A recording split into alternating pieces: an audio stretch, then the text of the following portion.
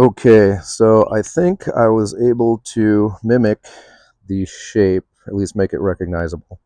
So that part is laid out. What I did was, this is going to be a plug for the Amazon protractor ruler that I've been raving about.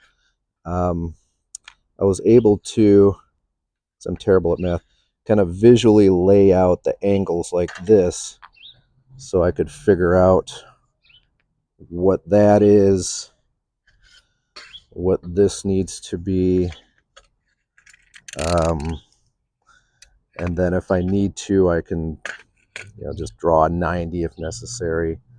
But like these angles, I was able to just set it on here and twist it until I figured out how much angle there is, and then I was able to just come over and lay it out. So as you can see,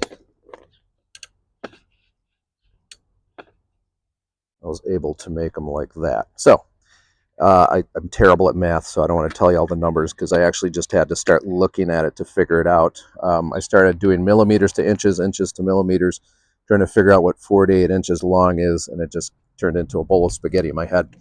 But we got there. And so now what I'm going to do is I'm going to put some basically super glue with what's known as accelerator. It'll speed up the contact, the connection process. And what I want to do is cut these at the same time on my table saw so that they are as identical as possible. And then I can just cut the deck out of this piece to whatever width it needs to be, and then I can start figuring out these, how to make these little buttons and that little plug-in part right there. So I'm just going to glue these together and cut them.